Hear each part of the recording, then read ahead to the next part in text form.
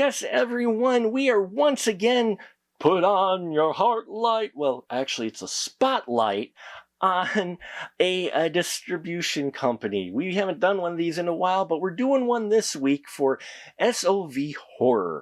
And so today we are looking at one of the films SOVHorror.com has to offer, and that is Metal Noir.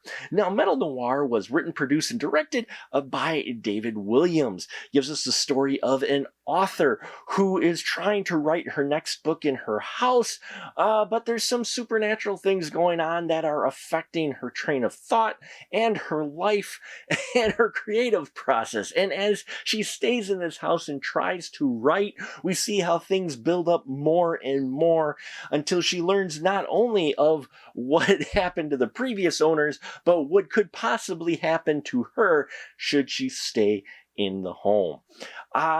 Yeah, this is wild. Shot on video is definitely a genre that is interesting because this is stuff usually made in the 90s, as Metal Noir was, and it has that certain quality and aesthetic that's not going to appeal to everyone. But if you do watch Shot on Horror, I will say Metal Noir is one of the more entertaining entries into it. Now, yes, you do run into the audio problems that you do have on a Shot of Horror, and some of the visuals aren't exactly crisp and clear because this was shot on most likely VHS tape, right?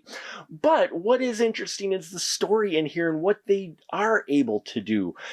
Here we've got Michelle King playing Laurel, the author, and I really enjoyed her performance in here. She just the struggling person who's starting to experience all of these weird things happening in her house and not quite sure what's going on with her mentally and all of that, and it's played really well. The Eric character played by Scott Muir, I thought was done two performances very well, but there's some great makeup effects in here, and there are a bit of surreal elements that kind of come with some shot on video horror film. So I really appreciated those elements of this film and the story quite a bit. The acting, they are solid performances, as I said, for shot on video, but we're not talking Academy Award winning by any means whatsoever. There are a few sections in here where there's a little bit of extra long exposition, but for the film and when it was made, I think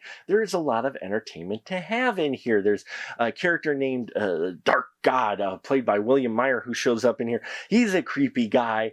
The film opens with a really creepy and disturbing scene, and things are extreme in this film, but I would say not as extreme as some other shot on video horror films. So as far as the horror elements go in here, we do get them, maybe not as frequent as some people may like, but you get them more frequently than you might expect, especially for a film shot on this budget. The most I could say is if you like shot on video horror and you haven't seen it yet, you'll want to check out Metal Noir. It's got an interesting soundtrack, and it's one that definitely should be seen by fans of this genre.